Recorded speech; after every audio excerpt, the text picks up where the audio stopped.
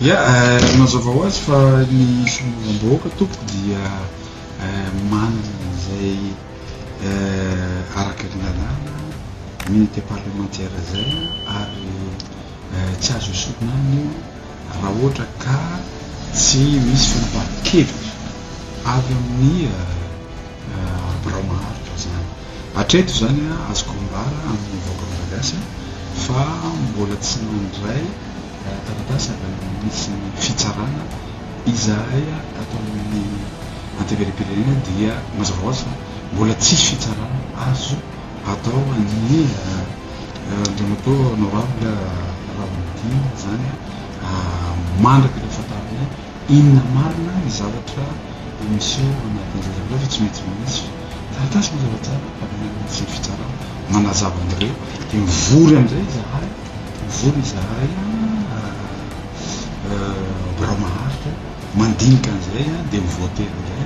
na anasorana na tsy anasorana an'izay unité parlementaire. Misy namana nandefa ihany koa aho hoe voasambotra izy fa tsy manana vaovao manokana na nahafantatra mialoha na nahalala ny fisian'izay ary rehefa laheno dia miantso ny filohan'ny antenimieram-pirenena satria izy ny tompona andraikitra voalohany mahasolo-bavam-bahoaka ny honorable député Raoldina zay tsara ho marina fa mbola solom-bavam-bahoaka feno izy ary taorian'ireny zavatra nitranga teo aminy sy ny ankonany zay niafara hatramin'ny faharavany fananany ray manontolo dia nitsabo tena ny andafy izy ary nandalo fandidiana mihitsy ara mahalala an'izany ny filohan'ny antenimieram-pirenena ka ny fiverenany dia heverina hoe manana zo feno izy mahasolom-bavam-bahoaka azy rehefa tapitra izany fitsaboana nataon'izany satria raha mahafantatra fa isokatra raha teo ihany koa ny fivoriana raha-potoa ny solom-bavam-bahoaka fa eny moa zahay ny fisamborana azy dia mbola tsy manana vaovao mazava sy matotra ary marina mikasika an'izany dia niantso ny filohan'ny antenimieram-pirenena ny tenako mahafilohan'ny lefitra fahafito ato anatin'ity antenimieram-pirenena ty dia mbola tsy nahazo valiteny mazava avy aminy ny mikasika an'izay dia izay angamba ny azoko lazaina mikasika ny honorable député Raoldina. Nanamafy ny fisiany fanangonantsony ny anivon'ny antenimieram-pirenena ataony solombavam-bahoaka ireo solombavam-bahoaka androany. Fanangonantsony izay entina irosona amin'ny fanaovana ny motion de censure na ny fitsipaham-pitokisana andravana ny gouvernemanta tadria ny praiminisitra Tsia Christian no misy ny anivony ity androm-panjakana ity. Nanambara ny solombavam-bahoaka Naivo Raoldina fa efa feno ny fetranisatakiana amin'ny fanaovana izany raha nisany ny solombavam-bahoaka izay voangona hatramin'ny tapany maraina teo. Ka tsisy resa-bola zany eto zany mitondra soni ireny tsisy hoe tsisy resaka zany eto fa minona fotsiny zany fa na inona io soni efa complet efa tratra ny etapy dia ny etapy faharoa latsabato dia iny le laina le hoe ina fietranisava fa itya efa mihoatra ny raha ny azo amiko aloha tamin'izany nanao nahita farany tao efa mihoatra ny amin'izao amin'ny folo zao efa mihoatra ny 420 amin'izao fa mbola mitole izy raha sitrapon'Andriamanitra zany raha mifito vaovaonareo mivoala efa mihoatra ny zato zay le azato. Nanamafy kosa nefa ity solombavam-bahoaka ny Madagasikara voafito amin'ny boriboritany fahadimy ity fa tsy marina ny resaka fizarana vola anambazana ireo solombavam-bahoaka amin'ny firosona ny fitsipaham-pitokisana fa ny fahitan'ireo solombavam-bahoaka ny tsy fahombiazana ara-pitantanana ataon'ireo minisitra no manosika azy ireo iroso ho amin'izany. Ny fizarana vola aloha tsy misy za Raoldina tena hoe tsy misy fizarana vola zay foana zany ny fomba famonoana hafa tsy 10 taona nanaovako politika ary rehefa misy hetsika tao na tamin'ny 7 na tamin'ny 73 député dia lazaina foana fa misy vola fa raha ny fanangonan-tsoni dia misy ary efa fiainany soni ahafahana manao satria zao za efa ela raha za manokana nangataka hoe misy ministra tsisy mihitsy amin'ny ministra gouvernement io efa ela Raoldina ny teny an'izany fa tsy misy ny motion de censure partielle efa tamin'ny natsiny ty fitondrany teny efa nyteny an'izay ako ary ny toanako a dia filohan'ny Rajoelina fa tsy ny gouvernement tako na ministre ka iveko fa fotoana kosa zao a sokony anatsarana satria misy ministre ao manambanimbany solombavam-bahoaka misy ministre tsy mavita azy tsy mamaly ny tetam-bahoaka nefa ho avy fifidianana tena misy sonia ary vonina izay nanao motion de censure tsy maintsy motion de censure natao a satria tsy mety intsony tsy misy motion de censure parcelle tsy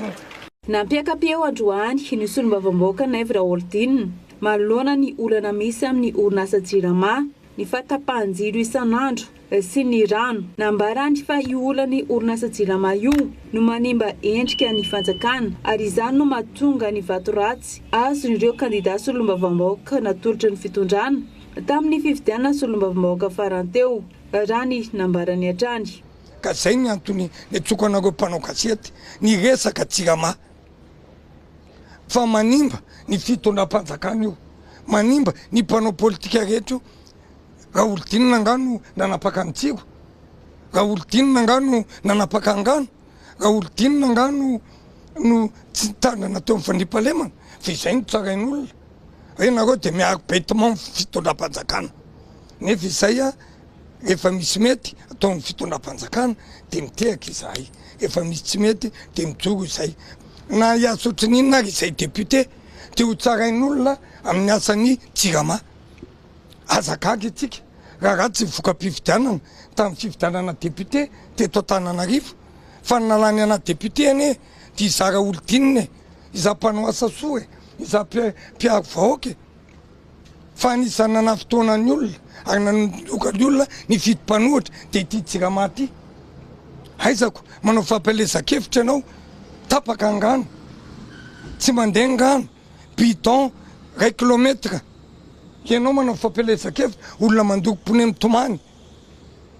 ianao mahita hoe mpanao vola andeha mariazy andeha monjy mariazy ny olona mamerim-bola isan'andro zao dia tapaka foana ka ninona finatsara ety fitondram-panjakana dia tsy ho tafavoaka io raha tsy miova ny ao niveau Jirama angatahany solombavam-bahoaka Naivo Raholdina araka izany ny analana n'ireo tompon'andraikitra rehetra eo anivon'ny orinasa Jirama izy anambarany fa tsy mavita no sady be kolokolo ihany koa nasinteny ihany koa ny tale jeneraly vaovao ny orinasa Jirama izay karamaina vola be nefa tsy misy zava-bitany fa ny teo ihany no miverina miala tsiny ny tenako fa mangataka an'ireo zay tsy navita azy rehetra natale jeneraly teo aloha anisan'izany Rasoava reny anisan'ny nanapotika ny Jirama io nefa mbola hita mieloelo ao tsy maintsy manona anarana amin'izay tsika satria be kolokolo loatra ao zay fournisseur mameme vola amin'ny Jirama tamin'izany dia alefa ny volany nara-dalàna fa zay olona tsy misy dia bloquena avokoa tsy mahavita azy ny staff Jirama ankehitriny ka mangataka eo metapelana na mangataka sy tompony andraikitra analazy ka mitaky tenako mba hanovana ny staff eo amin'ny Jirama satria ny DG teo alohany no atao DG adjoint ny dafy any ny avadibadika ao raha mpandinika teti-bola izay eo amin'ny antemera-pirenena fa za volana anina amin'ny Jirama zany tapitrisa mpiasan'ny Jirama efa mampolony mba tsy teneniko amanjato mitaraina avokoa fa misy fanavaka vahanao ka raha tiana ndroso ty firenena ity raha tiana ho tanteraka ny programme akapobean'ny fanjakana dia tsy maintsy jerena manokana io Jirama io na iza faly na iza tsy faly ka hatrany amin'ny ambany indrindra ao ka hatrany amin'ny ambony indrindra dia tokony ho araha maso any amin'ny Bianco any amin'ny Paky ary tsy tokony asiana etat d'âme ary eo staff Jirama rehetra sy efa tsy nampandroso Jirama teo tokony miala avokoa rehefa tsy vita le DG vaovao zany tokony mba metapelana izy fa ny karamanay député nge mbola kely mony karamany DG ny Jirama be de be ny tombotsonga io hitanay nefa tsy manome fahafapo ho an'ny mpanjifa sy ho an'ny vahoaka araka ny nambarany Naivo Raholdina moa dia anisany sakana tsy mampandroso ny firenena ny olana misy amin'ny orinasa Jirama ka tsy maintsy jerena manokana na iza faly na iza tsy faly